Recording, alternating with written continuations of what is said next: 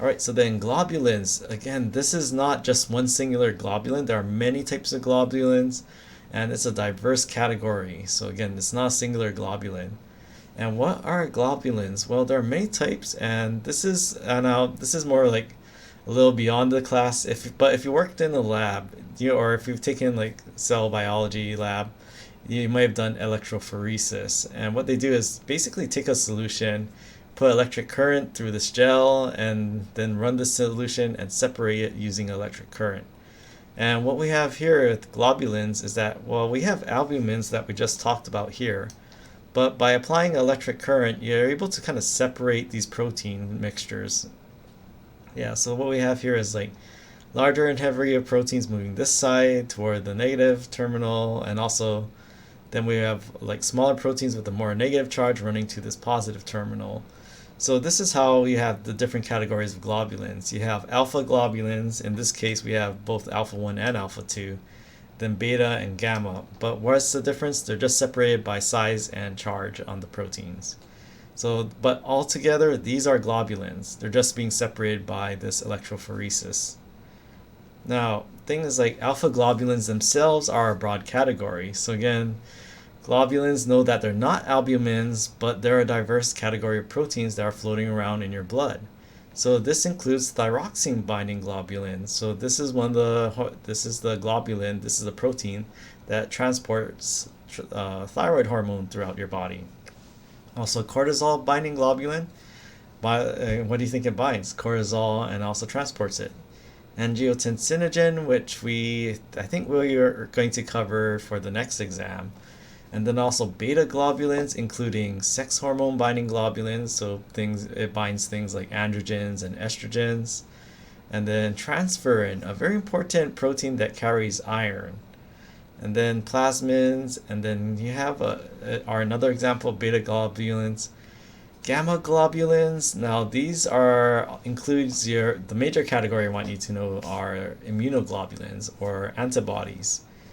And these are secreted by your immune cells. And notice that they're pretty big here. So again, what I'm getting at here is that you have many types of proteins.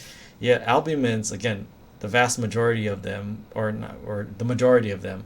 But you also have a diverse category called globulins that also have subcategories based on their physical and chemical properties. But even within these subcategories, they have diverse functions as well.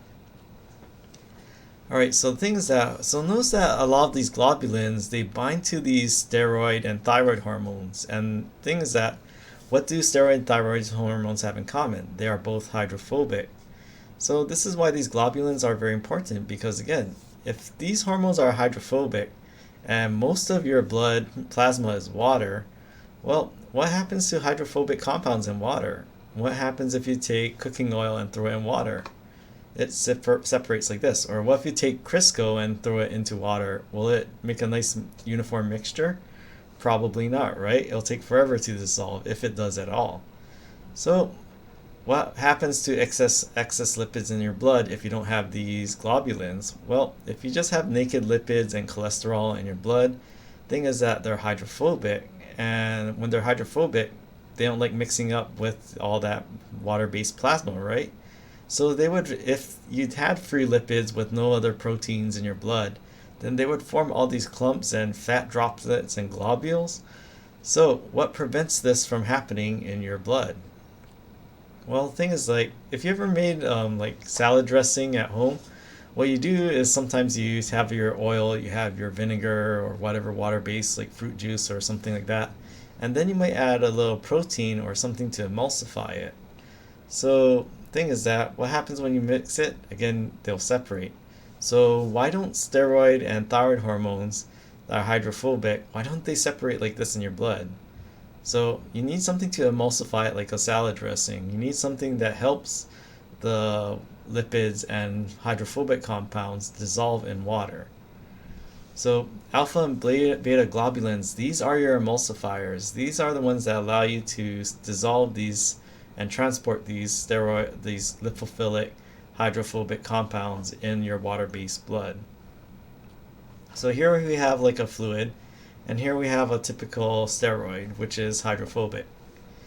Now the thing is that if you had a bunch of these hydrophobic hormones, well, if you just had them free flowing in solution, then they would tend to form like, or if there were like other lipids, they would tend to form little clumps and not really dissolve well in this water-based solution. But when you have something like a sex hormone binding globulin, the globulin itself has a lot of charges that allow it to dissolve and associate with water freely. But so this globulin, no problem being transported in water, no problem being floating around in there. But the thing is that these globulins have what you call, and this is getting a little biochemistry, but it is possible for a protein to be overall hydrophilic, but have a certain region that's hydrophobic. So the great thing about these sex hormones, in this case estrogen, is that because these sex hormone binding globulins have a certain region that's hydrophobic, this allows this hydrophobic hormone to be to bind to this hydrophobic region, the small hydrophobic region on an overall hydrophilic protein. So if you have all of these sex hormone binding globulins and all these sex hormones, well, again, these little hydrophobic pockets allow these sex hormones to bind to this globulin. And remember, the overall globulin itself is pretty water soluble. So now you can have efficient or better, more efficient transport of these sex hormones if they piggyback on these hydrophilic globulins versus if they were just naked by themselves.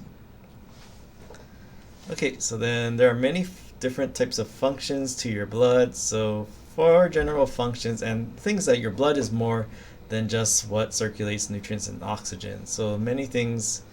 So what's one of the protective abilities of blood? So protective abilities, well, not only transports nutrients and oxygen, it also circulates in your immune cells and antibodies.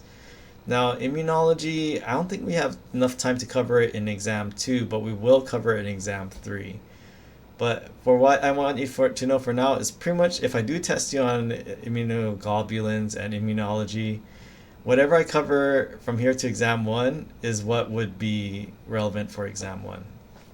So immunoglobulins, another, you probably heard antibodies, especially in the past year. And it's like, are people producing antibodies against the Rona?